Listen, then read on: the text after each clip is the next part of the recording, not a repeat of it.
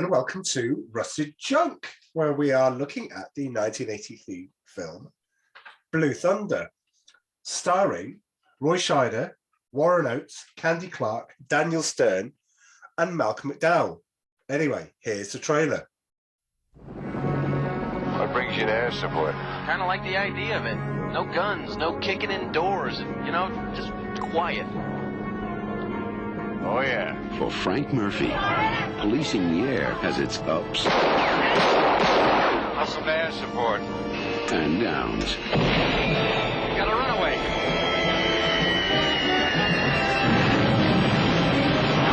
Well, I just wanted to say, sir, that was my fault. I talked Murphy into taking us there. You're supposed to be stupid, son. Don't abuse the privilege. Roy Scheider is Frank Murphy, a lone wolf. Freeze! Bozo, how many regulars come in the front door with a key? Who's about to become a guinea pig. I thought it was illegal to arm police helicopters. Well, that would depend on the circumstances, wouldn't it? Columbia Pictures presents Blue Thunder, a flying arsenal that hears through walls, sees in the dark, and thinks your thoughts. Wherever you look, the guns follow. It was designed for war-torn countries. One civilian dead for every 10 terrorists. That's an acceptable ratio. Unless you're one of the civilians. It was assigned to American cities. You're talking about crowd control from the air? That's what this special detail is all about. They told Murphy to test it. They didn't tell him what it was for. Dozen of these coppers and you could run the whole damn country. Who was behind it? Where are we? Federal building. Really? Hey, you want to find out what's going on in there? We certainly do. Hey, you gotta do me a favor. I want you to pick up a package for me. Why they chose him. He's totally unsuitable for our purpose. Don't stop for anything or anybody. Or why they changed their minds. Turn the face over for all five.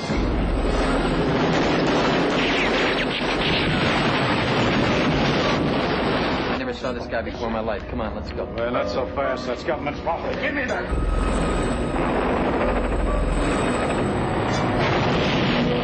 But when Murphy went looking for answers, Got all this on tape? I got every word of it. If it gets back to me, I'll deny it. the answer Uh-oh. came looking for him.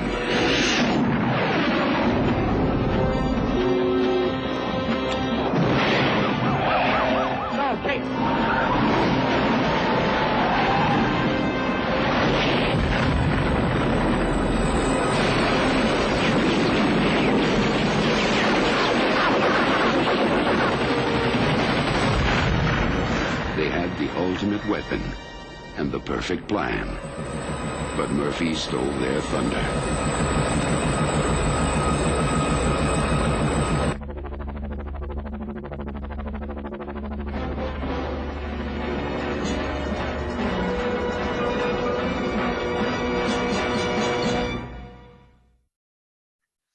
I think you'd want your money back if you saw that trailer, because it starts out with, well, no, I do like the trailer, I do like it, but I think you want your money back if you went, do you know what? Being Frank Murphy has its life's ups and downs, you know.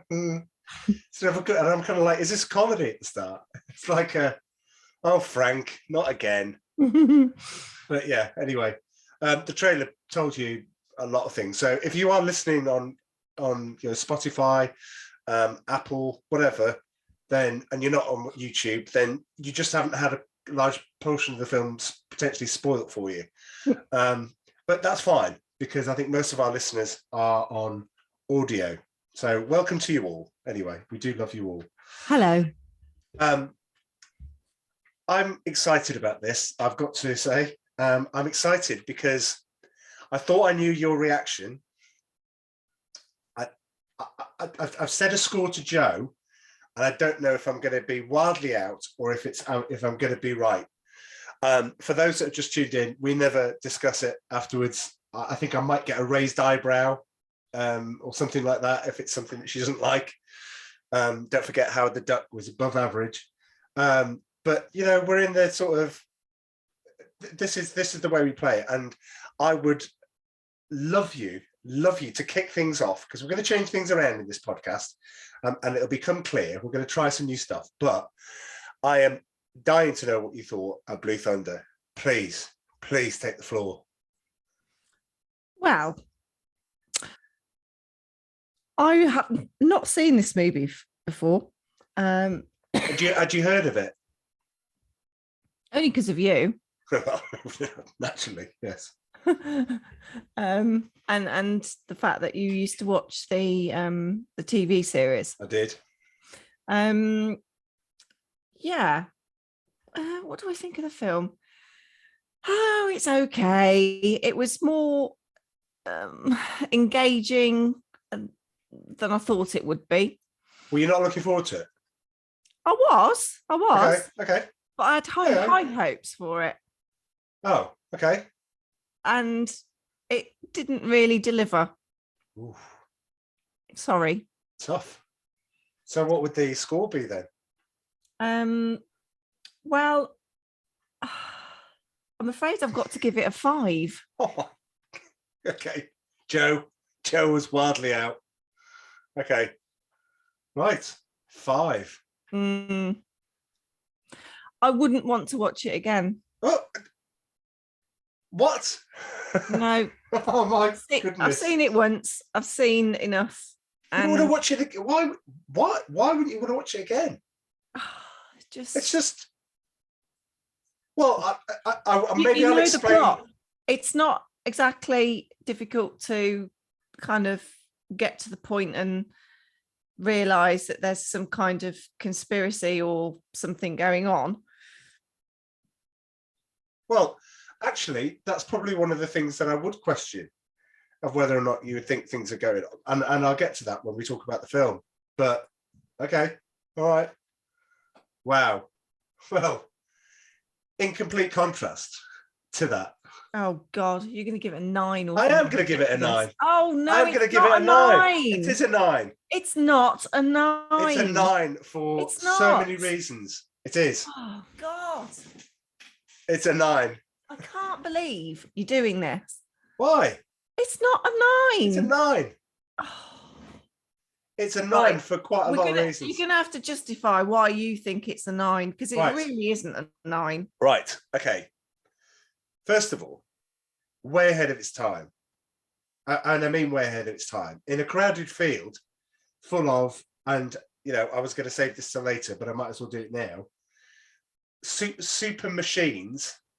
You had in the movies Firefox with Clint Eastwood, which is a political thriller that has a flying superplane in it. Knight Rider, Street Hawk, Automan, Airwolf, which came after this. But I'm afraid that all of them, apart from Firefox, which was 82, came afterwards. So Blue Thunder is a precursor. It's a show. It's a forerunner. It takes a concept. I think it's extremely well shot. I think the stunts are outstanding. They didn't lazily rely upon, green screens or as much. There were some that did have the projected some of the cockpit shots between Lyman Good and Murphy, but good, solid, heavyweight actors in there. They're not. If you go and watch Firefox, some of the effects in Firefox are shockingly bad, and I mean shockingly bad. I must say, I was impressed with the stunts, especially like flying under the bridges and things. Absolutely. So instead of taking the easy way out, they actually performed stunts. They actually, it's just great. Next of all, you've got the cast, which I talked about, some heavyweights in there. You have got Roy Scheider, you have got Warren Oates, Sergeant Hulker from, we'll get to him, from Stripes, so obviously a favourite for me. But you've got in there Malcolm McDowell, who's played Caligula, and he was in A Clockwork Orange. He was in he's in these films before he was in Blue Thunder. He plays a great part. You've got all He's the Colonel, is he? He's Cochrane, the bad guy. Yeah, the Colonel, yeah. Yeah. And just for what it is at the time, when it could be a sensationalist, oh, look what this chopper can do now, oh, look what this helicopter can do, and oh, it can do all this. It leaves it all guessing until it actually has to show you. A Transformers movie, this isn't. It doesn't come out and go, look at all these gadgets. You see them subtly rather than, oh, I need to press every button in this to show the audience what it can do. You don't see everything. Spoiler alert, you don't see everything that Blue Thunder can do, because I've been lucky enough to be, well, as close as probably I am to you, because you're sat downstairs, to Blue Thunder, that I could nearly reach out and touch it. And that was on the Disney, the Backlot tour. Is this why you've given it such a high score? Because you've got because there's a lot of because there's a lot of things. There's a lot of things that build up to that, and you watch it, and then you see it, and then you enjoy it, and you go back to a repeat. You can tell this is the same director as War Games, and equally, I loved War Games, and it's a product of its time. But this is a product of its time, and it's a forerunner, and for that reason, I wholeheartedly give it a 9. You still haven't convinced me. Sorry. Well, I mean, we'll get to that when we get to the, describing the film, and we'll get to some of the things. But wow, Roy Scheider, I mean, come on, please. He does play a good part. Please, he plays a great part quite well. Yeah, and I was quite impressed with what's the rookie's name? Lyman Good, Jaffo. Yeah, what's the actor? Daniel Stern. Not Daniel San. Daniel Stern. Yeah, Daniel Stern. Yeah. Anyway, yeah. Go on. The guy out of Home Alone. That's right. Yeah. We're almost seamlessly going into roll call. We might not need the jingle at this point, but yeah, go on. Well, I thought he actually acted very well. Obviously, in Home Alone, he's very typecast and plays a very shallow kind of character, because it's all about the funny bits in the movie, isn't it? It's you not can't about say something's typecast, because typecast is when they continually play it. It's just he played Marv. Well, he did, yeah. But it's I haven't seen him in anything else. Oh, okay. Oh, hang on, was he in? We have done it. We have covered another of his films. Yes. Was he in Leviathan? He was in Leviathan. Yes. Yeah. So I've seen him in another film. 6-pack in Leviathan. Yes. Yeah. So, as far as his acting goes, I think it's better, but I still can't give it more than the 5. Well, shocked, he says. But do you know what? Let's go into roll call, and then we'll show you how we're going to shake things up a little bit. All right. Because we'll get there, and I'll describe it. Trust me, it'll all be good. Anyway, here we go. Roll call. Roll call. So Roy Scheider. Now, I can't remember what he's been in. Oh, really? No. It was a film in the 70s or something. Nothing to do with the Funko Pops behind you. Shark. All right. For those not watching on YouTube, yeah, it's all look. Why don't you go on YouTube and check it out? I've got Sports Almanac, Back to the Future. I've got some memories of sweets behind me.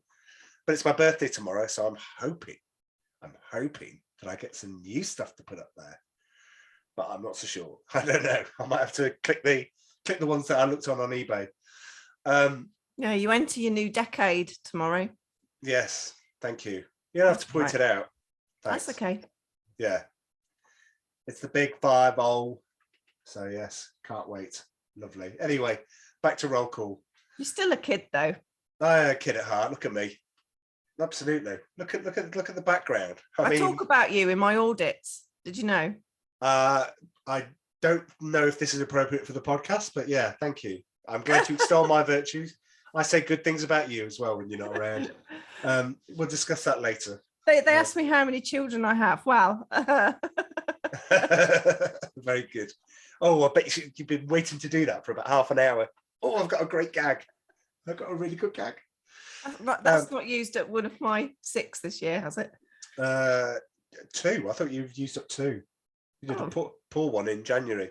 Amanda's allowed 6 gags for the year, usually judged by myself and Amy, whether or not it constitutes a gag. I will tell you about that another time. Anyway, Roy Scheider, of course, he is Chief Brody in Jaws and Jaws 2, where he recreates that. But he's not just, he is a very good actor. What else has he been in then? Nominated for an Oscar in the year before in All That Jazz.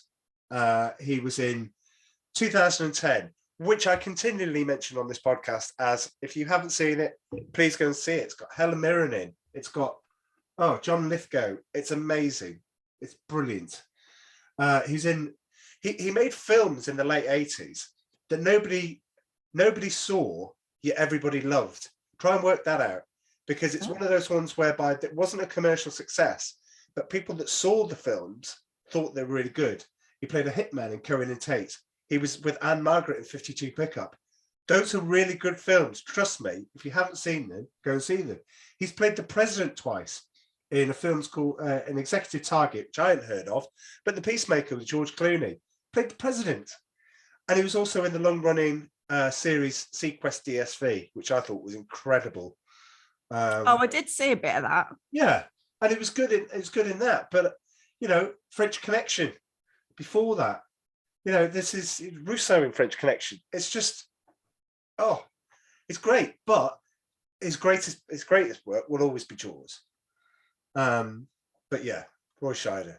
I think he just played. I think he plays it exactly right. He's in his 50s when he made this.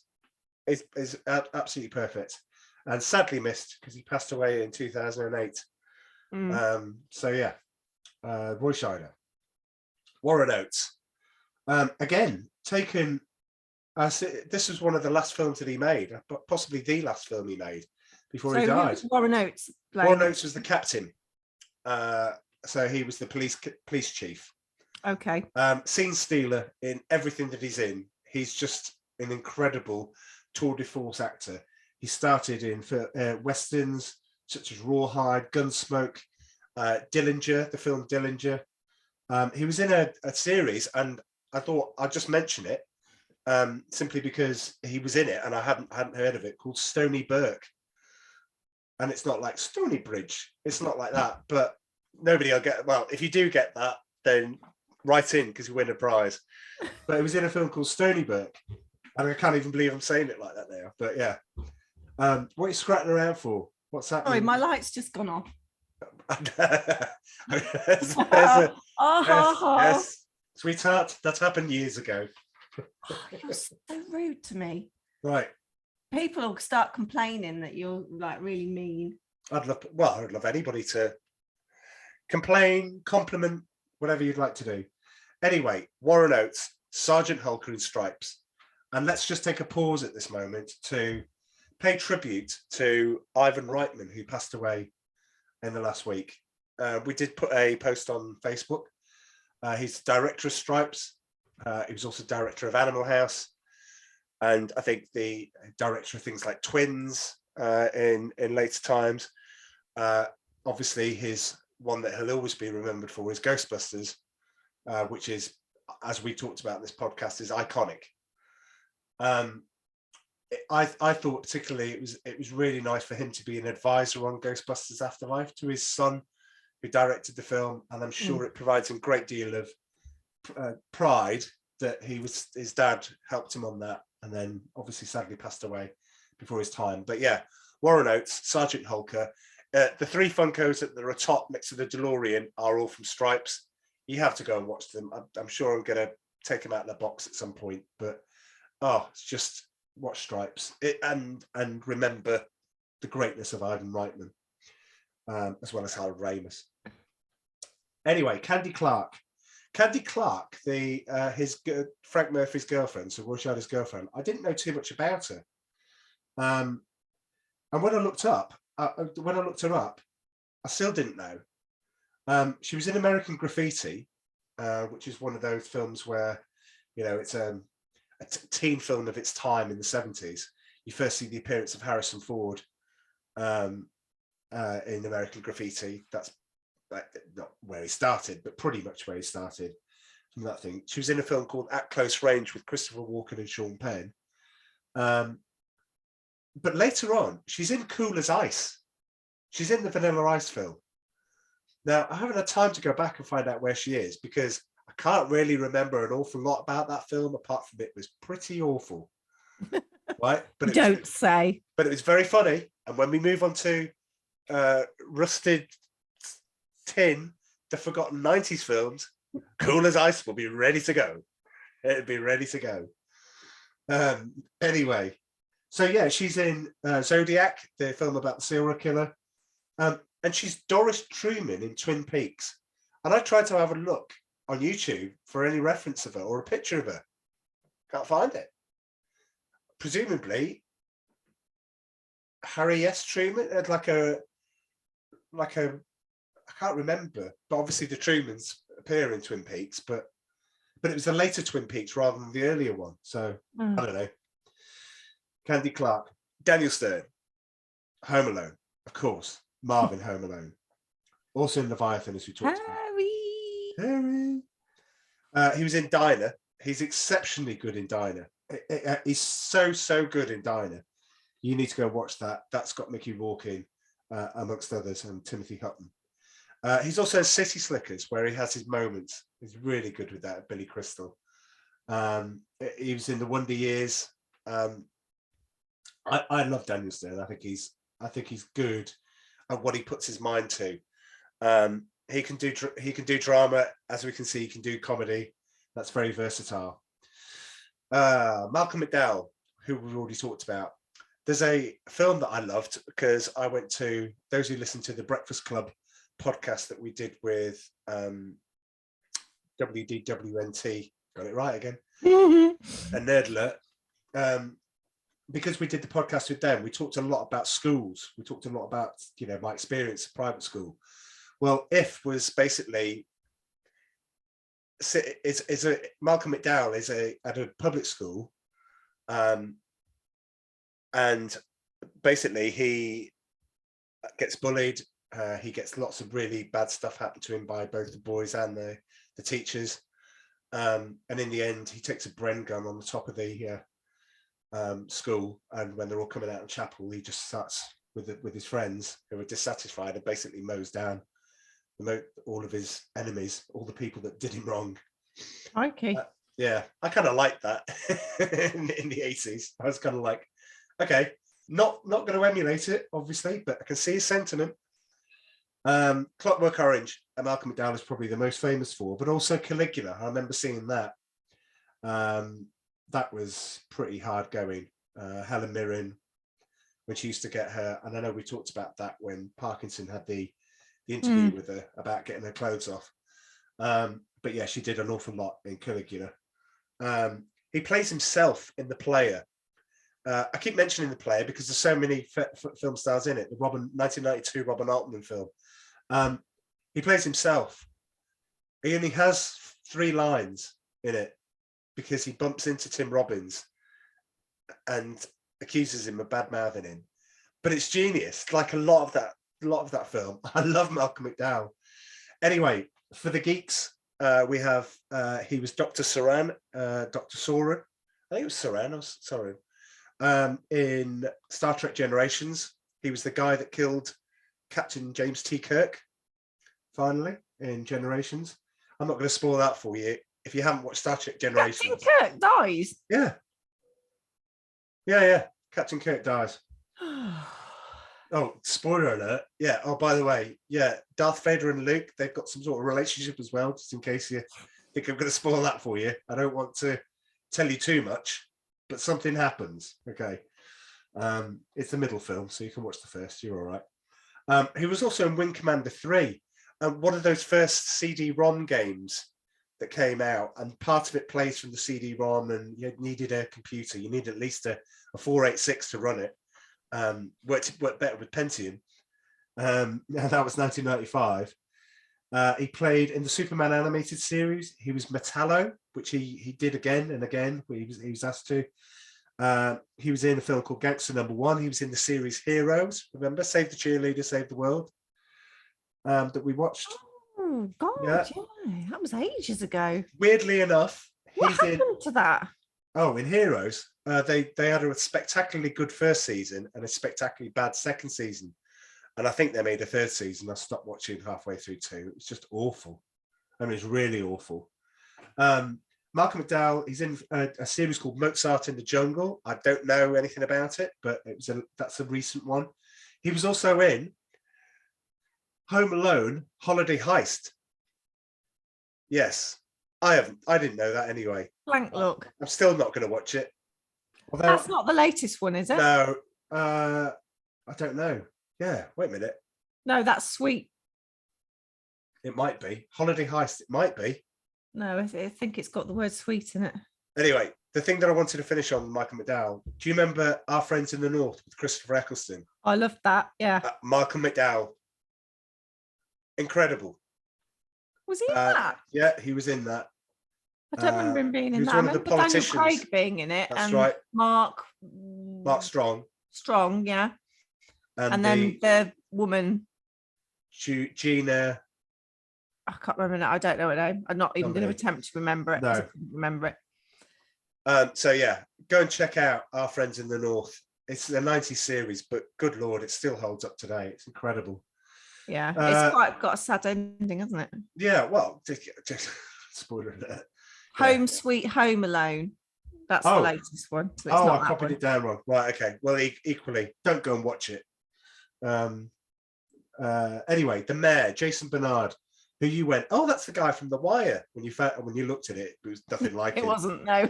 But anyway, I remember him from the TV miniseries, which is still wonderful. Cagney and Lacey. The guy on the reporter, the newsreader on the TV, Mario Machado.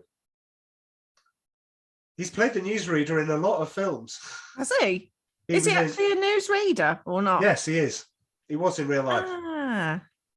He was a newsreader on RoboCop 1, RoboCop 2, RoboCop 3, Rocky 3. He was an interviewer. He was a newsreader on Scarface, The Colbys, Falcon Crest, Wonder Woman, Quincy, and he had a starring role in St. Elmo's Fire. But I thought I knew that film, but I don't remember him. That's amazing. Yeah. So he plays a newsreader because you're there going, hasn't he been in something else before? And I think that's your latent memory in the background going, yeah, I think I walked past the TV sometime in 1985 and I saw his face. And it might have been Falcon Crest because my mum liked it. She didn't watch anything like that. She didn't watch Quincy. No. I thought everybody watched Quincy. No. What? Jack Klugman, no. The mighty Jack Klugman. No. All right. Okay. The lady from Our Friends in North, Gina McKee. See, and got the first Christopher bit right. Eccleston. Absolutely, yeah. Doctor Who himself, the best Doctor Who, I may say. Thank you. I did say. Anthony James. I forgot it's got David Bradley in that. Who's David Bradley? He's the we're getting off the point. This is like housekeeper at Hogwarts. Oh, right, the guy from Afterlife. Ricky Gervais's dad. Yes. Right. Sorry. Yeah. I was going to pronounce his name, but if I get it wrong, I have to put the explicit bit on. Oh. Yeah. Spell it. Filch. Flick. No. Filch.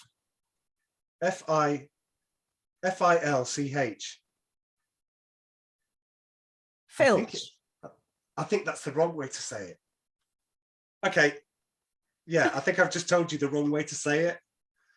But anyway, it's the Is it spelled that way? Caretaker. I tell you what, look it up if you feel like you must, right? But yeah, I told you the wrong way to say it. Anyway, kids, don't go and Google what that. Oh no. It's the right way, I think. You just replace. That's fine. Yes, you just replace one of the vowels with another vowel. Fine, got it. We're safe. We're fine. Don't be putting an E in it. Don't be there. No. Yeah, this isn't the shaming. Don't be putting there. Don't be. E's are good. E's are not good. Yes. Don't do drugs, kids. Because gone mental. Yeah. Because what are we talking about? Because Keith Richards has done them all, which is the famous line. You can't. Yeah, you can't and do just anything. look at him. Oh, I love Dennis Leary. Anthony James, he played the assassin, basically the guy that ran Lyman Good over. Spoiler alert, and we'll get to that. But for those comedy aficionados who recognise him as the assassin in Naked Gun 2.5, The Smell of Fear. It's very good. Oh, you haven't seen that one for the podcast? You watched the first one, didn't you? No, I have watched Naked Gun 2.5 after I did the podcast with Dom. Was it any good? Yeah, it's very good. It's very, very good. Well, you would say that though, wouldn't you? Well, I think I said on the podcast, do you know the city's overrun with baboons? Well, it's not the fault of the voters. It's just so good. Let's have a mention for the directors. We talked about John Badham. He did War Games, directed Saturday Night Fever, Stakeout. And this film took 100 million, going off slightly. This film took 100 million at the box office, adjusted in today's money. So I think it took 48 million in total, which is pretty good. And very good when you realise that 2 weeks after this opened, Return of the Jedi came out, and nobody was watching anything else. So it did a really good run in a very short space of time. It's gained a bit of a cult following on I was about to say VHS. It did get a cult following. It probably did. It did with me. So yes, there we go. And also the score, the composer Arthur J. Rubinstein. If you closed your eyes and started listening to Blue Thunder and say what other film did he do, if you don't say War Games within 30 seconds, that's hoping that you've seen War Games. I haven't seen it. Then you obviously haven't been paying attention to either film. So yes. Anyway, that's roll call. I think we've covered everything on there. I believe so.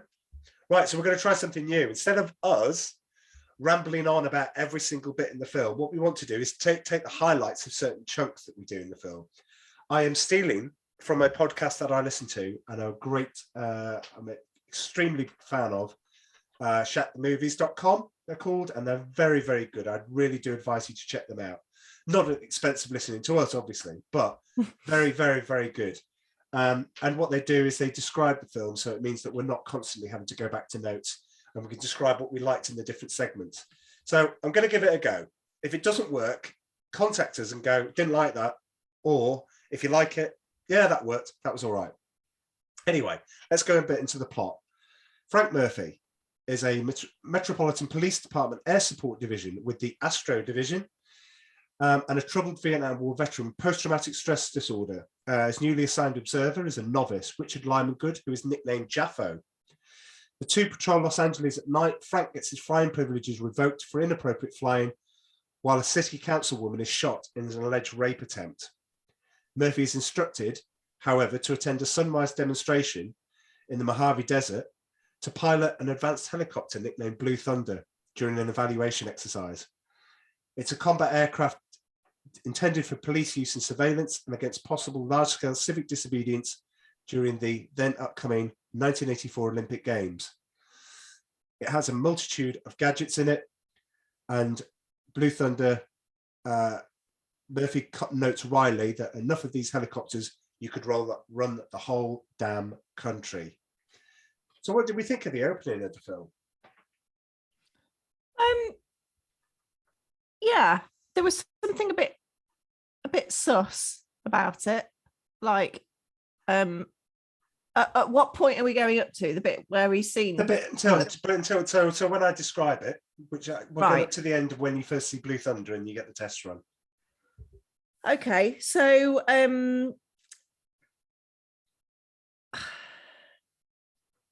I didn't like the fact that they were perving. Right, I thought you'd have a problem with that. Mm. I understand that. There was no need to have that in the film. So you get two sets of perving at the start. You do. You get two sets. So the first one is I'm just going to call him Rookie. When the Rookie's basically Jaffo. Yeah, he's in and he's taken out for his first sort of observation exercise for a spin. Yeah.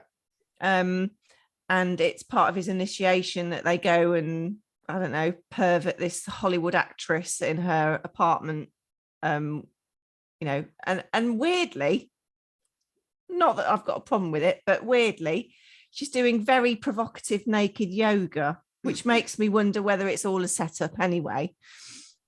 Because she does it at precisely 10:30 every night. Yeah, and the curtains are open. Just doesn't sit well anyway.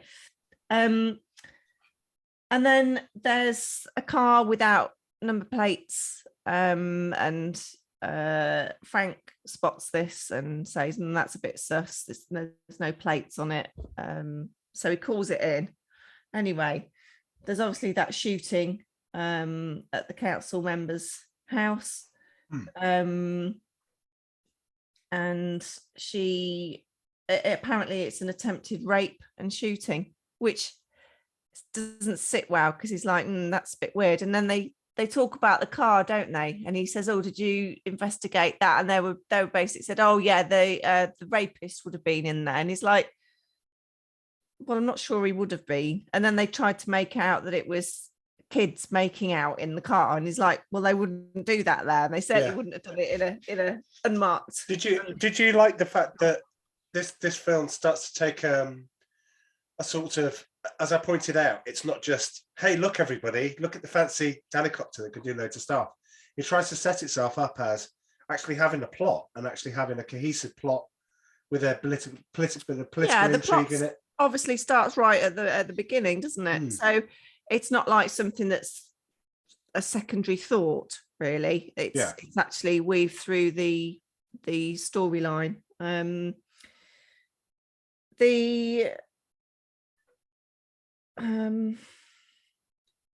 like the interaction between the two of them. Yeah, I think that's quite good. And Jaffo's kind of, he gets this nickname. He's called Lionel Good, but he gets this nickname Jaffo, and he keeps asking why. He seems to be quite good at what he does, but it's really weird because the whole setup is he's a bit of a goof and isn't really in control of what he's doing. Because like at the start he drops all the paperwork, doesn't he? And then he tries to pick it up, and like he's not very well prepared. So you kind of think, well, okay, that's fair enough. But I kind of questioned why he would be partnering with Frank. Okay, yeah, I get that. I didn't quite understand why that was. Whether Frank was like the most sort of senior pilots that could cope with taking on a newbie, I don't know. See, I think you get, given that Frank had got these PTSD flashbacks going on, and he times himself with his watch as well, doesn't he? The chief must have known that he's suffering from PTSD, and you'd kind of wonder why he would be still piloting if he's suffering PTSD. He's one of the best pilots they had. But given that, is that really medically a good idea to do? Well, I don't know, because the police chief alludes to the fact that the Astro division is just, a hair's breadth of being shut down all the time. He says that on a couple of occasions. I think we need to. Sorry. I think we need to. Okay, sorry.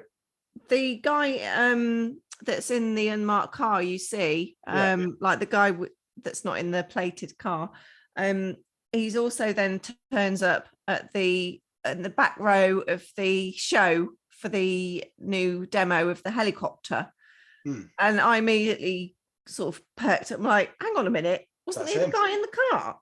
And then I realised, oh, there's obviously something going on, that's not all cut and dry. It's not, some random people that have just shot this councilwoman, and there is obviously a story behind it all.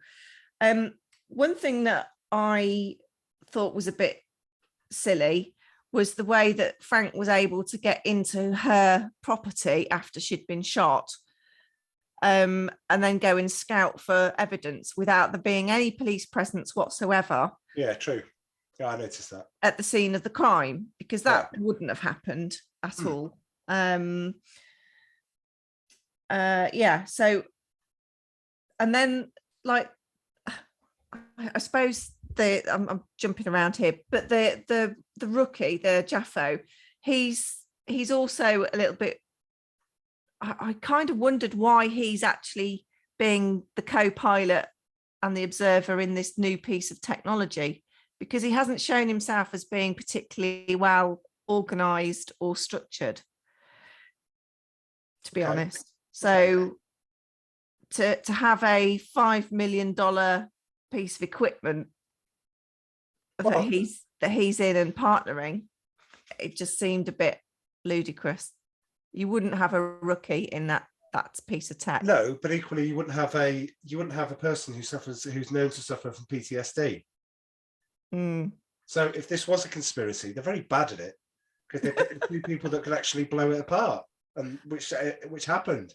Let's take a bit of a backtrack here. I think Daniel Stern deserves a bit of recognition on this, and the reason why is because if you thought that he made Dinah and then he made Blue Thunder, and he skipped from all of the praise that he got from Dinah and did an extremely confident performance in Blue Thunder. Think again. This was filmed in 1980. They just sat on it for quite a long time, because I don't think they knew how to market it. I mean, as you can tell from the trailer, I don't think they market that particularly well. Today, I saw interviews with both Malcolm McDowell and Roy Scheider on the sort of junket, which they had. They were actually sit-down formal interviews, and they both seem confident in what they're doing, but people just don't really know how to treat it. It does get a very high score, a critic score on Rotten Tomatoes. What was it, 73? I know you wrote it down. 78 and 52. So 78 and 52. The critics are more aligned to me, and the viewers are more aligned to you. And I think the reason why I wanted to highlight Daniel Stern is because he filmed this and then he filmed Dinah. So you're kind of like, wow, this is somebody that's quite assured. But anyway, to get back to the film, I think the reason he's brought in is because he's exceptionally good at what he does, and we see that in the film. I know it's his first time on the it's not his first time flying, it's not his first time operating. He picks up Blue Thunder really, really quickly. He's like reading the manual, he's asking all the right questions. Yeah. And so I think I did see that. You're right. The so-called rape attempt, when actually what it was just a straight theft. The thing that annoyed me is I think the interaction between him and Candy Clark, so the girl, his girlfriend, never seemed to gel that much. No, I think there was definitely a link between him and the boy, but that echoes him and his son in Jaws. You look at that sort of relationship that he has. But they cram a relationship into a very short amount of time. But I think it comes off. What puzzled me is she started by coming in and asking for her blender, right? And it looked like it was morning. But it looks like he was splitting up.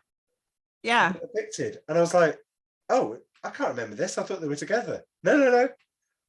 And it's never explained. But yeah, so off she goes. But yeah, they're together. We find out that when you find out the mayor dies as well, and that's when Roy Scheider goes to do his investigation. But because of his perving, as you say, he's kicked off. He said, your flight privileges are revoked. And then he gets a call at presumably 4 o'clock in the morning saying, is there any chance you could you've had no sleep, I understand that. Is there any chance you can come to this Mojave Desert? Because we've got a new helicopter you want to fly. And you're like, hold on, he's just been kicked off the force. How's he been given Blue Thunder?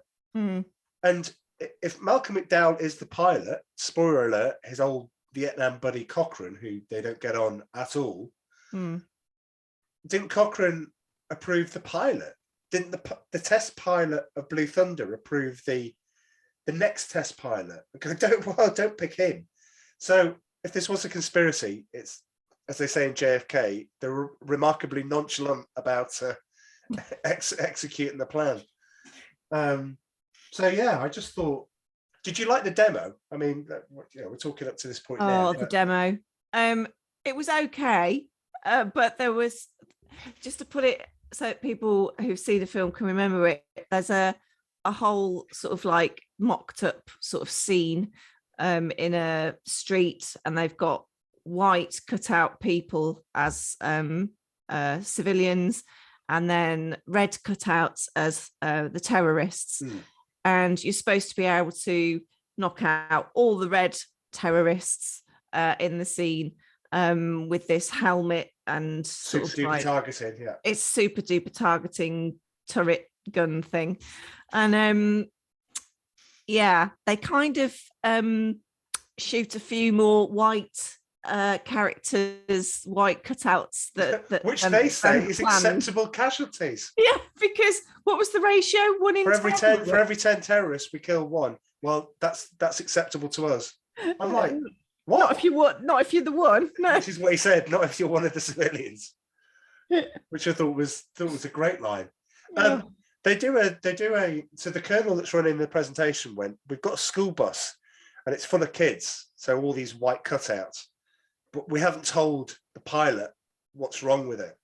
And then cut to inside of the bus, boom, up pop all these cutouts of red terrorists. I don't know weapons today that can execute that sort of precision. I mean, we're not talking the whistling bird in The Mandalorian, where he just targets everyone around him. I mean, there's nothing that sophisticated. So predictably, he ends up blowing the bus up with everyone in, and obviously looking very bad. But you've got and then you've got the final bit of that is you've got the introduction between the two. Did you like Malcolm McDowell? I think he plays a great character, don't you? Yeah, I knew that I recognised him from something, but I couldn't remember where. But Right. when you talked earlier about roll call, it's Clockwork Orange. Yes. It's just got, for me, that's probably one of the first movies I've seen with him in it. And I found it quite haunting. It's very disturbing, yes. It is a disturbing film. So whenever I see him, I just feel a bit uncomfortable. And I couldn't remember why I felt uncomfortable. And now you just pinged the memory, which is literally Clockwork Orange. Absolutely. Anyway, moving on. So next part of the plot was, it says, when the death of the city councilwoman Diana McNeely turns out to be more than a random murder, Murphy begins his own covert investigation. He discovers that a subversive action group is intending to use Blue Thunder in a military role to quell disorder under the project codename Thor for Tactical Helicopter Offensive Response, and is secretly eliminating political opponents to advance its agenda. Murphy suspects the involvement of his old wartime nemesis, who we just talked about, Malcolm McDowell, Colonel Cochrane, and Lyman Good and Murphy used Blue Thunder on one of their test runs to record a meeting between Cochrane and the other government officials, which would implicate them in the conspiracy. However, in a dramatic moment in the film, I did like the tension at that bit. Cochrane looks out of the window, despite the fact that Blue Thunder's on whisper mode, so it's totally silent at this point. Yeah. Sees Blue Helicopters actually do that? I think some of them can now. I don't think any of them could then. Airwolf had silent mode. Airwolf. Yeah. Malcolm McDowell, Cochrane sees Blue Thunder, realizes what happened. After landing, Lyman Good secures the tape and hides it, but is captured on returning to his home. He's interrogated and then killed while trying to escape. So let's go back a bit here. When they go out on their first proper flight then to test with Malcolm McDowell. You mean when he loosens the nut like Iron Eagle? No, I'm not talking about that. Okay. No, when they're actually in Blue Thunder for the first flight. Yeah. And they take her up and just kind of, see what the bird can do. And I don't mean that in a derogatory sense. Oh, damn it. I was just about to. Right, okay. Bird is in helicopter. I just can't understand. They do it again. They do the perving thing again, don't they? What? Because they get to see the helicopter. Do we get to see the motorbike? Yeah, they see the motorbike, and then they're doing it again using the super mics and the zoom cameras. So the zoom cameras, they go in, and is it in the I forgot what they call it. What's like the diner where they drive up and they're sat in the car and then someone comes out to serve. Like a 50s sort of diner. Yeah, that kind of thing. Yeah. Well, it's that, isn't it? There's a guy that pulls up, wants to order some food, and then he's chatting up the lady that comes to take his order. And like Daniel Stern zooms in on her boobs. Yes. Yes. Like, there's no need. There is literally it's the 80s. No it's the 80s for that. How many times do we have to say it? It's the 80s. I know. Okay. And then they go and check the they see the motorbike, don't they, of one of their police colleagues. That's right. And see that the motorbike's still warm because they've got thermal imaging on camera on there. And they zone in with the microphones, and they can hear them obviously having a good time together. Probably she's probably married to somebody else, and they're having an affair or whatever. And that you just think, oh, hang on, what's going on there? And then they got access to a database, haven't they? And it's basically saying that the wife is in residence. Yes. So it's all linked into some private security company that know that she's decoded, and it's her that's decoded the alarm on her house, etc., etc. So they know she's in. And you just think, oh my God, data privacy, violation of private personal auditor alert. I know. I just like, oh cripes, this would be awful. Like, in today. Yeah, I agree. Just before we get into that bit, because I did have a bit there. Cochrane, Malcolm McDowell, takes him out on a test flight where he has to basically follow him. But what he's done is he's loosened one of the bolts in Murphy's helicopter. So at some point it's going to crash. There's one thing that worried me about that scene. Hello, I'm Blue Thunder. I'm going to go out with this massive big cannon on the front, this thing that nobody else has seen, and I'm just going to fly around Los Angeles. And nobody's going to look up in the sky and go, hey, whoa, hang on a minute, what's that? I mean, if it was now, everyone would film it. It'd be on Twitter before we had a chance to get back home. But I mean, I thought that was a bit, if you're going to do a test flight, do it somewhere where nobody can see. Or do it at night. Absolutely. But I think one of the arcs I think that happens in this, and we'll get to the conclusion, which happens right at the end, is Roy Scheider goes on a bit of a journey on this, whereby even when he sees Blue Thunder for the first time, you've got Daniel Stern, you've got Jaffa getting excited, reading manuals, going, hey, look, I'll turn this on, it's got this and everything else. He's more considered about all of this. He's joining in, obviously, he joins in the perving bit, right? But I think he realizes very quickly that the police shouldn't have this power. And his arc is very interesting because it's very much, you see him play some of the characters where he is trying to advocate, this sort of thing. He's got no time for the police. He is the police, and even he thinks that they shouldn't have. They're stepping over a line. Absolutely. Yeah. And the more that he sees that, they talk about protecting the Olympics. He's finding out things and going, this isn't designed for that. This is just coming in to recover. And he thinks that the government wants to be some sort of tyrannical dictator.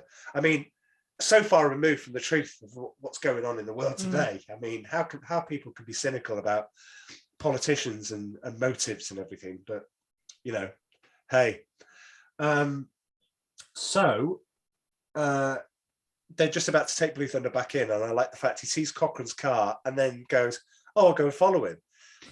And Cochrane doesn't realise he doesn't take Blue Thunder back in. Well, the mole that's in the police station doesn't tell anybody that he's taking it back out, and this tool that can spy on you and listen to you might actually be interested in where you've just gone. However, I do like that bit. I like the bit where Malcolm McDowell opens the curtains and sees Blue Thunder. Again, I love the way this film is shot. I think that the positioning and everything is wonderful. But yeah, I just thought it was great. what you then have is that they because Lyman Good's been reading the manual, he knows that they can remotely erase these videotapes.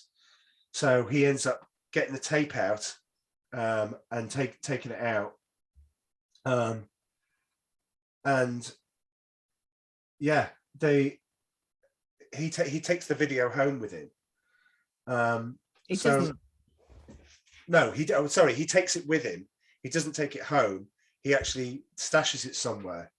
As he gets that, the fact is that he gets that. The bad guys know that he's got a tape. When he gets home, there are people waiting for him, and they torture him. They break his fingers. He manages to escape, and he gets run over by the assassin that was at the demo. He falls to the ground. He hits a woman on a bike. He falls to the ground. He can't get up because his hands are tied. He can't lift himself up, and the guy just runs him over, like, brutally. Just, that's the end of it. So what you find out is that Jaffo has left him a voicemail in which he's the equivalent of an answer phone message at the beep, and told him where it is. No, it's not an answer phone message. It's he picks it up on his code. He puts the code in and gets his messages from back home, which he could do at that time. No, he gets into the heli. He breaks back in because he's suspended. He breaks back into the air hangar. Yeah, I was about to say that. He finds, Jaffo tells him to go and play that, but he finds that out via his message. I missed that bit then. Yeah.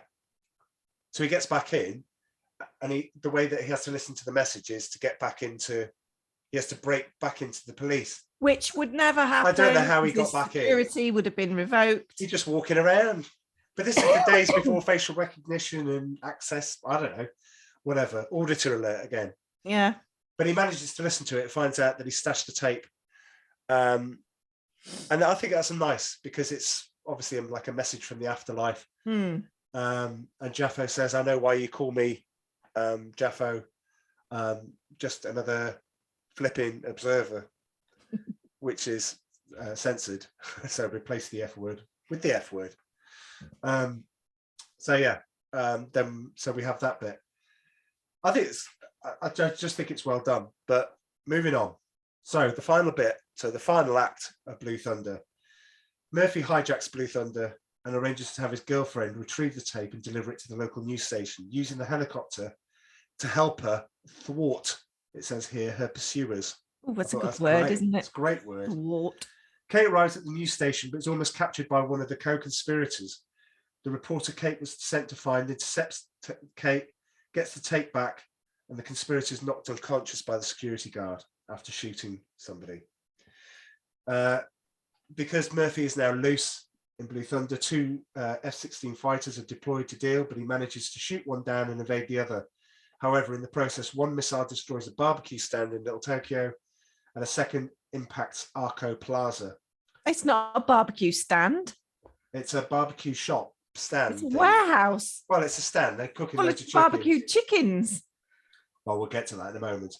The operation is then suspended by the mayor as being too dangerous. Cochrane, disobeying orders to stand down, ambushes Blue Thunder in a heavily armed Hughes 500 helicopter. After a tense battle, Murphy's able to shoot him down after executing a 360-degree loop through the use of Blue Thunder's turbine boost function. Murphy then destroys Blue Thunder by landing it in front of an approaching freight train. In the meantime, the tape is made public, and as a result, the conspirators are arrested.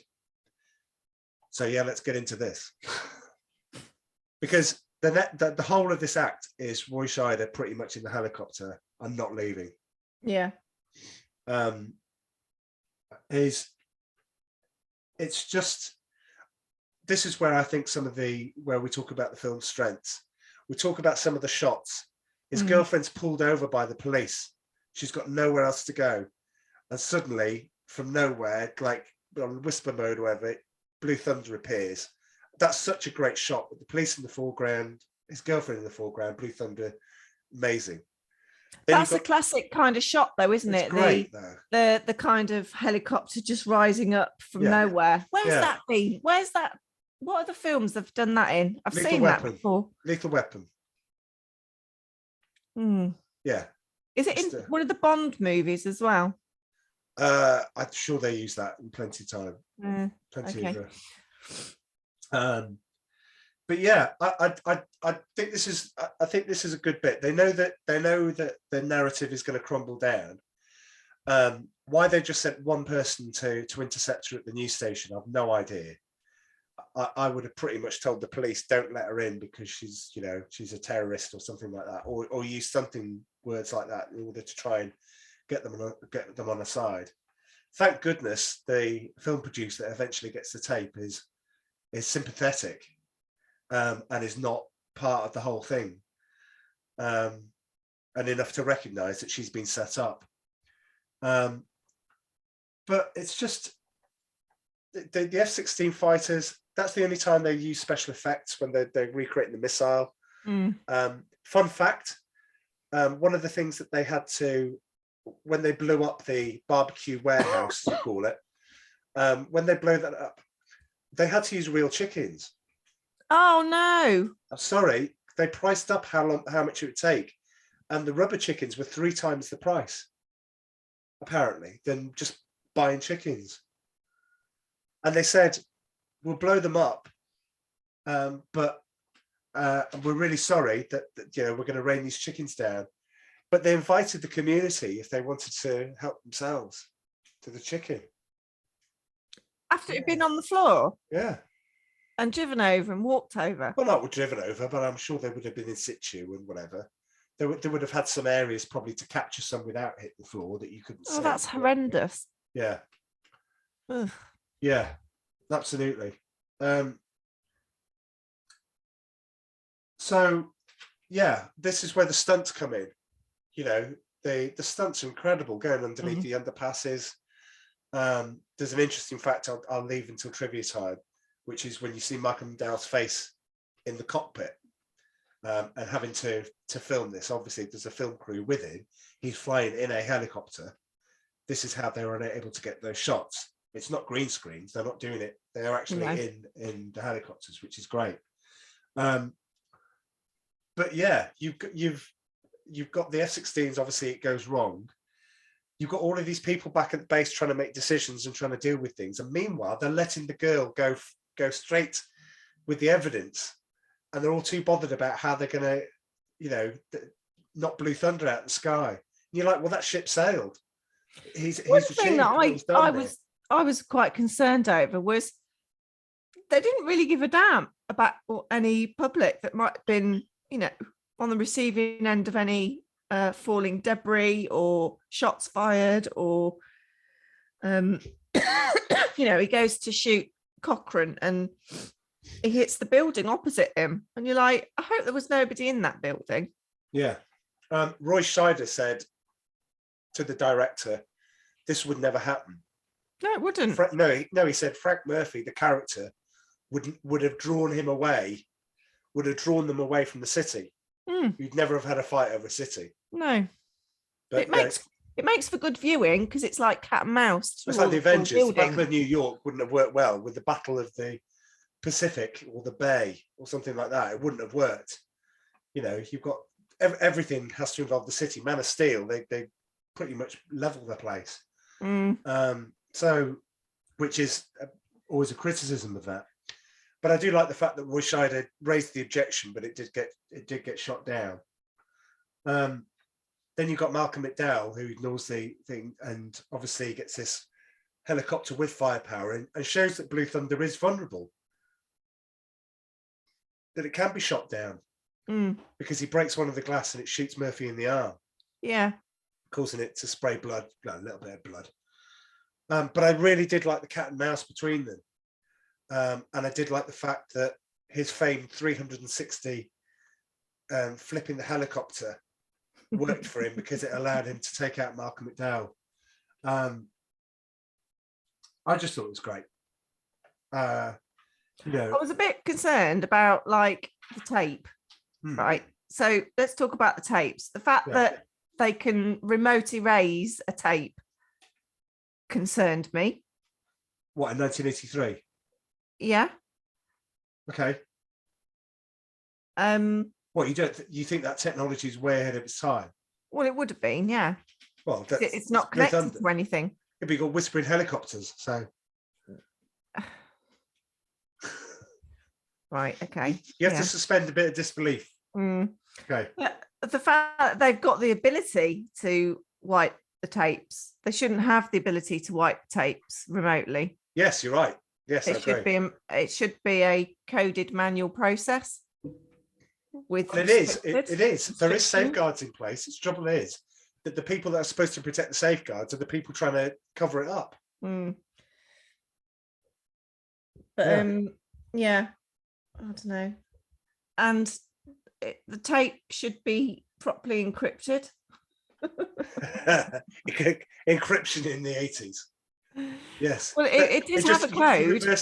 You reversed every other letter. Well, no, they did say, "Oh, can we play a tape?" Yeah, he's got the code. So it was coded. So I suppose there's some single factor authentication mechanism code thing going on. Yeah. There's one. It just felt like a bit weird. The fact that they'd got the ability to actually play the tape as well. It's like you wouldn't have the ability to play that. Where are you going to put a code in on a normal VCR for a tape like that? Where you can't. But there is no code once it's taken out the sleeve. Oh, even worse then. Yeah, sorry. You can just literally pull it out and then play it. Yeah, copy it like I used to do when in the late 80s. No, you didn't do that. I copied videos. Good Lord, sweetheart. I think you know that about me. You obviously didn't. Oh, right. Oh, God. Well, I can admit to crimes.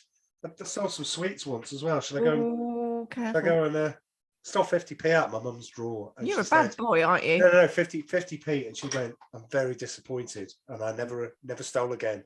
Yeah, I stole 50p and I bought some really weird stamps. Don't come in my stealing 50p club, right? Okay, you're not welcome. And they were big 50p's back then, weren't they? They were massive, yeah. Massive 50p's. You needed a rucksack to carry them. One of the things that minor annoyances, I'd put this under. They're discussing getting the tape, and they're saying, you've got to get the tape because it might implicate us. Well, they better get the tape. They're discussing this in an open office. And I'm like, is nobody else hearing? They're actually confessing in real life. Why do they need the tape back? Because it's got incriminated evidence on it and she better get it. They better get it back. And you're like, yeah, probably not a good idea to discuss it in a police station. That's just probably a really bad idea. Oh, and another thing that I didn't point out. Yes. The cop cars chasing the girlfriend. Obviously, there's some cop cars that crash together. Yep. Well, again, 80s, Blues Brothers, Beverly Hills Cop. This is the era. If you're going to crash cop cars, you've got to do it in the 80s. Nobody does it better than 80s directors. We get the sight of Murphy making the decision that nobody should own Blue Thunder and this shouldn't exist. But they wouldn't have just made the one, and they wouldn't not have the plans. They would not have the plans to make another, would they? Well, weirdly, so he lands it in front of the freight train. The freight train smashes it. He manages to do his watch thing where he gets out in time. I thought that was really bad because in real life, that train driver might have been dead. Oh, that freight train could take a nuclear weapon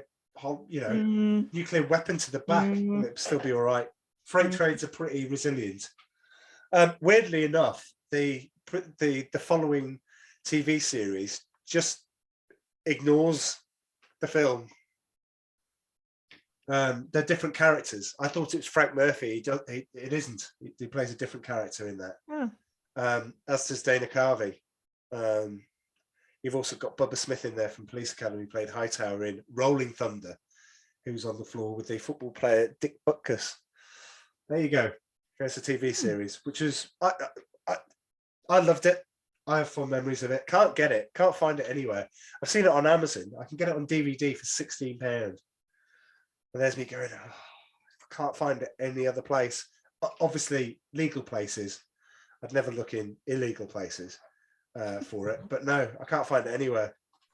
Maybe that's a good thing. If you're in the States, you can. you can get it on Crackle and one of these other channels, pay-for channels. And I'm like, oh, great. Somebody in the States watch it and tell me if it's any good, which it will be. Anyway, shall we do trivia time? Yeah, let's do it. Move on to trivia time. It's a nice little ending to this one. Anyway, here's trivia time. Trivia time. So I read trivia on this, and I refuse to believe that this is correct. But I do like it. One reason Roy Scheider made this film was so that he would be unavailable to be cast in Jaws 3. Now, I don't believe that for a minute. Is that the film Michael Caine was in? No, that's Jaws of Revenge. Which one's that? 4. Oh, for God's sake! Yeah, the shark with the vengeance. The shark with the nursing a revenge. Oh, we will cover it. We will cover it one day, but not today and not this year. We won't. We will. Well, I get somebody else to do it. It's fine. I'll get your friend who I mentioned here, but I'll get her husband, who's a marine biologist, to do it with me.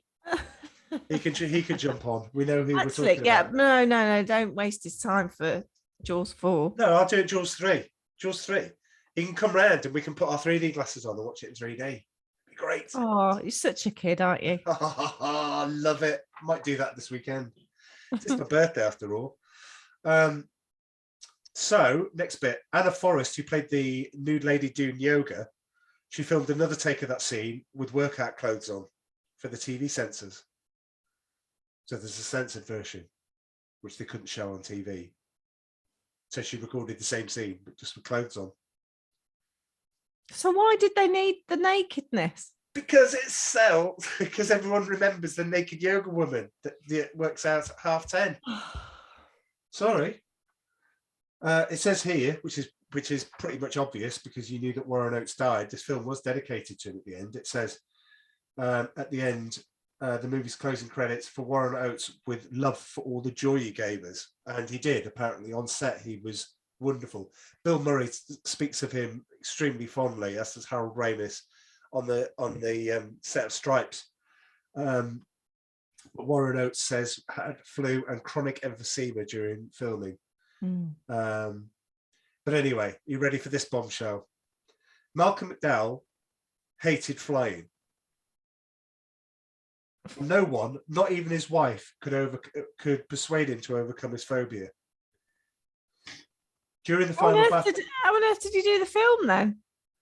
During the battle scene between him and his character and Frank Murphy, the grimaces you can see on McDowell's face are real, clearly displaying his discomfort at being in the air. When his wife saw the movie, she was incredulous and asked the filmmakers, "How did you get him inside that little helicopter? I can't even get him inside a plane." Goodness me. He didn't realize. He thought all the special effects. He didn't realize that he had to actually go inside the chopper because he thought he could sit in a studio and project things around him. So obviously didn't ask the fundamental question in there. Yeah, in this script, when it says I'm flying around, I'm not actually flying around, am I? Yeah, maybe you should have got your agent to ask that question. So it's great because the thing about it is you can go back and watch Blue Thunder now because you can go back and watch that scene and you can look at his face, because one of the things he said in the interview on YouTube was he was in the helicopter and he was so nervous. He said they were going in, he was going, "Don't go under the underpass. Don't go under the underpass." And basically they flew the thing with him in because they needed the shot on the other side, right? And so they flew in, and he said, and they nicked. It was almost like they nicked the side of the thing, and he could hear it. But imagine being in that if you don't like flying. It'd be like in a pit of spiders if you're arachnophobic. But anyway, Have you been in a helicopter? No. Oh God, it's like being on a fairground ride. It makes That's why I wouldn't go in a helicopter. Eh? That's why I wouldn't go in a helicopter. What? Because if it's anything like going on the Smiler or something like that, no, you're all right. No, it feels like when you're in the car and you go over a bridge and it makes your tummy go funny. Oh yes. It's like that all the time. It's really weird. Doesn't I went in a helicopter in New York a few years ago, and it was one of the sightseeing helicopters, and you basically go down to the bottom of the Manhattan Island, turn around, come back up again and up the Hudson. And this helicopter had like a glass floor for the experience, so you could see loads, but it just made me feel completely sick. It was really, really weird. Really weird. I can understand that. When I went to Vegas, I refused to go on the helicopter tour of the Grand Canyon. Why? Grand Canyon is just a big canyon. It's like National Lampoon's. Look, kids, a big hole in the ground. Right? What else is there to see? It's a rock. What did I go and do? I went on the Star Trek experience at the Hilton. And I had a great time. And they all came back going, oh, yeah, we went on this helicopter. And I was like, what did you see? Like loads of rocks. My auntie, she won a bingo prize. You know, she plays bingo a lot. Right. She won a holiday to Las Vegas. I don't think you know that, actually. She won a holiday to Las Vegas. Nice. That's nice for her. With my Uncle Pete, and they went, and she did that Grand Canyon tour. Yeah, in the helicopter. So she's been on that. Well, good for her. I saw real life Borg, and I went on the deck of the Enterprise. So hey, who had the better deal out of that? The helicopter ride. Nope. Think again. So I've told you about the real chickens. They weren't actually alive, though, were they? They were cooked. Okay. Were they cooked, or were they just? They were cooked, which is why people could help themselves to them. Sprayed them. They were cooked chickens. Oh, okay. Raised up in the air. Yeah. Probably a bit cold. I mean, maybe that day, but they had to look like cooked chickens. Not hygienic either. I bet they didn't keep them chilled before they. Look, I don't know if it has anything to do with the great salmonella outbreak of 1980 that happened in Los Angeles. I've no idea. Was it actually filmed in LA? No, I don't know. Is the answer. Okay, thanks. Yeah. Stunt driver who drove the police motorcycle who was chasing Kate later crashed into the car carrier. He actually broke his ankle. So yeah, stunts are real. The watch that Murphy does the countdown with was actually belonged to the director and said, this looks better than whatever they had before, and said, why don't you just use my watch, which they did for each close-up. It is Roy Scheider's hand, though. So, it's just like... since the LAPD... I don't think he's that expensive. He needs a stunt hand. Who knows? You've got to... Roy Scheider's got, leathery skin. It's sun-drenched, brown, leathery skin. I mean, you see that in Jaws. I mean, although there is a stunt hand in Ferris Bueller's Day Off, because Cameron, when he's in bed at the start of the movie, yes, that's right. There's a hand that switches the alarm clock thing off, isn't there? And that's actually, is that the director's hand? Because he shot that afterward. Yeah. Yeah. Very good. Go back and listen. We do cover that and many other things in our Ferris Bueller podcast. Please go back and listen to that. Since the LAPD did not want themselves mentioned in the film, they invented a fictional Astro division. The real helicopter division of the LAPD is the Air Support Division. However, most of their missions are known as Astro, which stands for Air Support to Regular Operations. Thanks for that. And lastly, 2 Blue Thunders were used during production of the movie and later in the short-lived Blue Thunder TV series. Afterwards, one of them was used in an episode of MacGyver. 2 were used as Russian attack helicopters in the movie America, and one of the helicopters was featured in Firefox. I like that because obviously it was built upon. It was a model of a helicopter. It was a French-made Gazelle helicopter. So because the cannon at the front was too heavy, they had to put weights on the back, which is why the back is embellished, in order for it to actually pass the ability to go and fly. So, yeah, there you go. Blue Thunder. Not change your score? No? No. Based on it? Right. Not change mine. I may even watch it again tomorrow. I don't know. Oh, God. Yeah, really? I might. Yeah, I might. Who knows? On your birthday? You're not going to have the time. Well, I might have it on in the background. I'm still working tomorrow. You know, Amy's at school, I'm at work, you're at work. It's, you know, the fact that I have a birthday is we're celebrating it in other ways, of which some of the contributors to our podcast are coming along. Yes, we get Dom. I get to see Dom in real life. IRL, and it's been a while. It has been a while, but I'm looking forward to it. Very much looking forward to it. Anyway, so did we decide what film we're going to do next? I thought if we can decide what we're going to do next, then I can put a trailer at the end of it. No, don't do that. No, don't do that. Okay, all right. Don't do that. All right. Just a thought. Have you got? Should we read out? You've got a list there. Read out the top 3 that you'd like to do. We're not going to put it to a vote, but let's have a little discussion. The thing is, I don't know some of these, but okay. Well, that's why I'm here. Okay, so the Long Good Friday. Well, we are going to do that, and because yourself and Dom have expressed an interest in that, we're all going to do it together, but not next week, not next time. Apparently, Helen Mirren's in that. She is. Does she get a kit off? I believe she does. Yes. Oh, I was joking. Okay. Witness. Is that the one with Harrison Ford in? Yeah. Any good? Well, yeah. Okay. Well, I'm not going to give scores, but I'm not going to. Did you like the Mosquito Coast? It was okay. There you go. There's your answer. Oh. Tango and Cash. Oh, make that one of the top 3. I've not seen it. Yes. Kurt Russell, Sylvester Stallone, Ray Tango, Gabriel Cash. I think we'll do that then. Oh, so we're going no further. No. Okay. Tango and Cash. The next one. I could do it with a bit of an uplift. Oh, yeah. That will definitely uplift. That will definitely uplift. Tango and Cash next. Not in a surgical way either. The thing about it is, I chose Blue Thunder, and obviously it shows because of the scores. I chose Blue Thunder, and I said, "You choose the next one." We discussed that before the podcast, and you read out some of the choices it's going to be, and I was like, I really hope it's going to be Tango and Cash, and it is.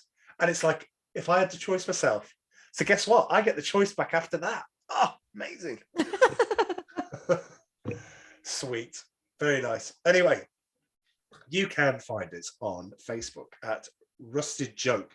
Just type it in. There's nobody else that is ludicrous enough to call their page Rusted Junk except us, for a brief reference in the movie Leviathan. I think that's quite cool. You like Rusted Junk? Yeah, I think I do. It's quite cool that we're quite unique in that sense.